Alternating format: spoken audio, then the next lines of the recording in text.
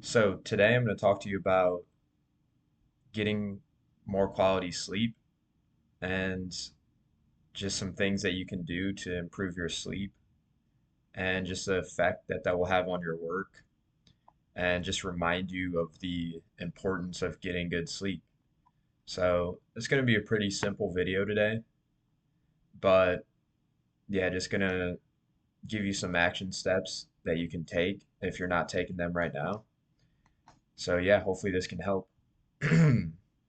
Before we begin, my name is Michael, and I help young men in their early 20s start to clear up their free time and start to use that free time for entrepreneurship and more purposeful work. So you can check out that link in the description if you'd be interested. So typically, I start with a story of like some crazy transformation I've had with an area of health that I'm talking about, but with sleep, I haven't had some like crazy transformation. But I mean, in the past, like I haven't always been very, I don't know, there's like something in my fucking throat here. In the past, I haven't always been like the most consistent with sleep. So, I wasn't going to bed at the same time every night, and I wasn't waking up at the same time every day. And like it just wasn't something I really cared about. Like if I wanted to hang out with my friends and we were out till 11 or 12 at night, then that's what it was. And then the next night, if I was tired and I wanted to go to bed earlier, then I would go to bed at 8.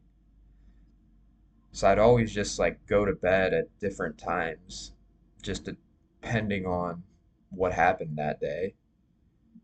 And I never really thought about it. And then, in college, when I could actually go out to bars and stuff, there were times where I would stay up till like 3 in the morning and be out with my friends. And then the next day, sometimes I would have to wake up at like 8 o'clock, 6 to 8 o'clock. And you don't realize like how much of an impact that has on your like just mind. If you're currently like anxious or you have like intrusive thoughts and you like have a lot of like worry throughout the day, then most likely you're not getting enough sleep. Or maybe you're getting enough sleep, but your sleep schedule is not consistent. Like these two things, getting enough sleep and then being consistent with your sleep schedule,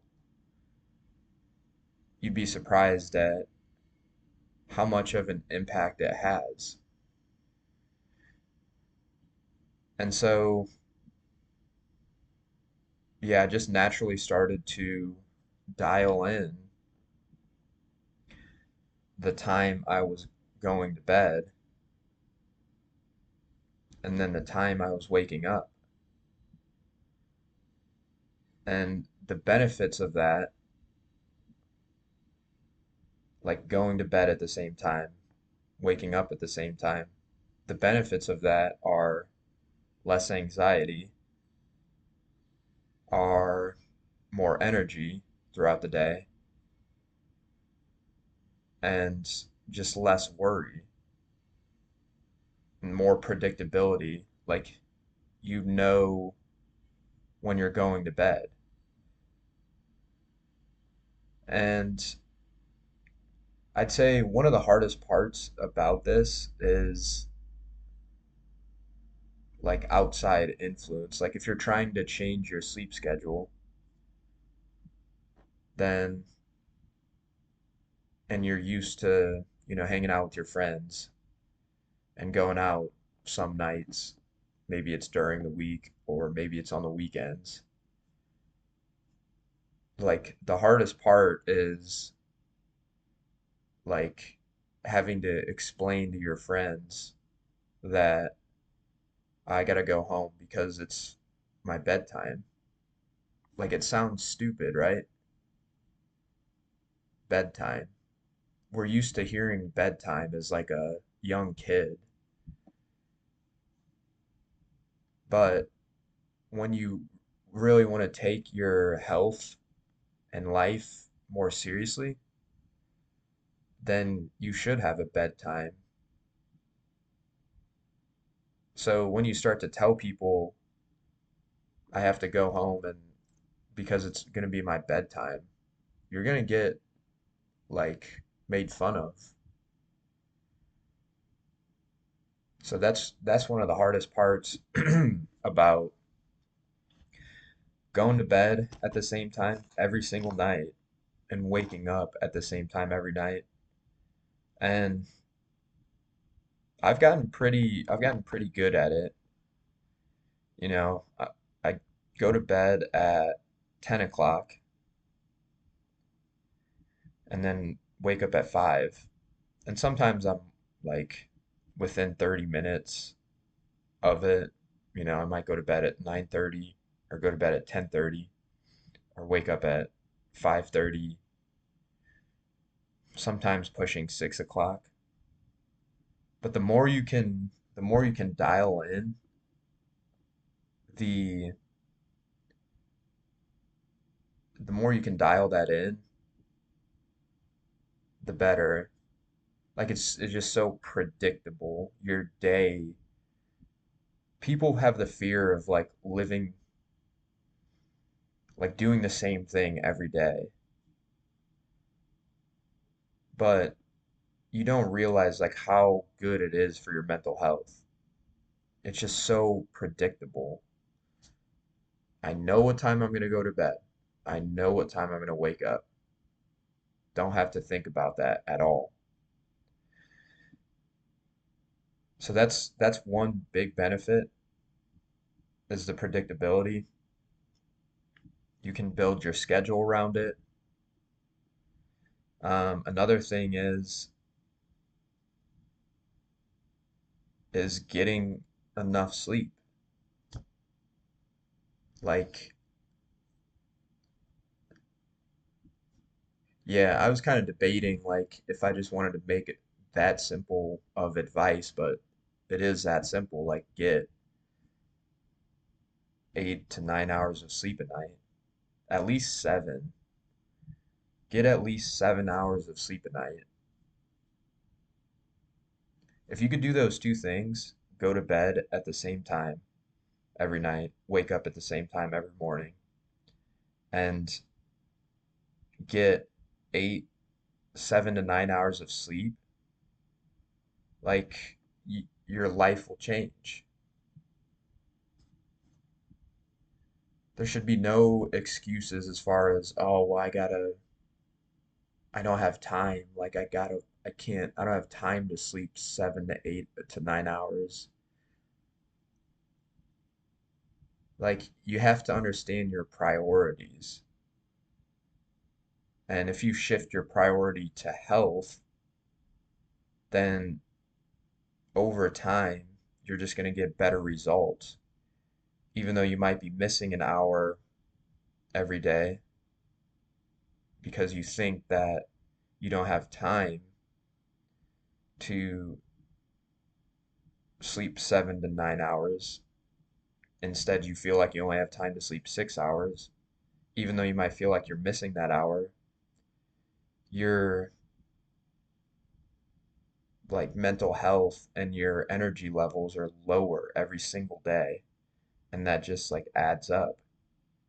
So you're living at a lower like state. So yeah, you might be losing an hour, but over time, it's going to add up. So hopefully that kind of makes sense. Just going to also give you some simple tips to improve your sleep quality. So now that you are getting going to bed at the same time every night and waking up at the same time every day, now you just want to get as much quality sleep as you can during this time that you're sleeping. So, some simple things is don't look at any screens at least an hour before bed, because a couple things that this is going to do is you're not getting as much light in your eyes, and also, which if you get light and you convince your brain that it's not time for bed, then it's just going to mess up your sleep quality. Another thing is if you're looking at screens, you're most likely looking at more stimulating things, like social media or TV, and that is using a lot of like energy for your brain. So if you can cut those things out at least an hour before bed, then you're going to be able to like wind down more and get in like a sleep mode. So no screens an hour before bed. Another thing is if you can, try to turn off all lights an hour before bed. Just really like start to try to wind down. That's something that I don't currently do, but I think it could be a good idea. Another thing is to, yeah, just have a dark room when you're sleeping. Like you wouldn't, if you're sleeping in light, then your mind is just going to have like think that it's light. It's going to confuse your mind.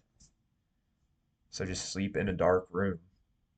Make your bed comfy so you can enjoy your sleep more. A couple other things. Don't drink. Drinking is terrible for your sleep. Like, yeah, that's all I really need to say is drinking is terrible for your sleep quality.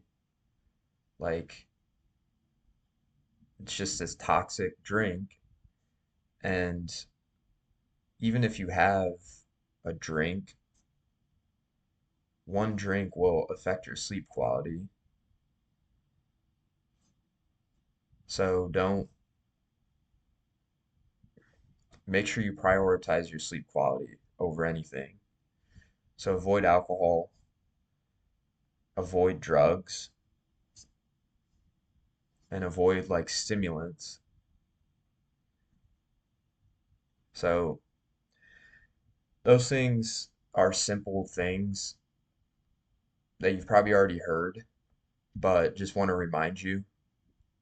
And if you stay away from these things and you can get 8 hours of sleep a night or 7 to 9 hours of sleep a night, and you go to bed at the same time and wake up at the same time every day, then the quality of your day is just going to improve and it's going to compound. You're just naturally going to have more energy over time.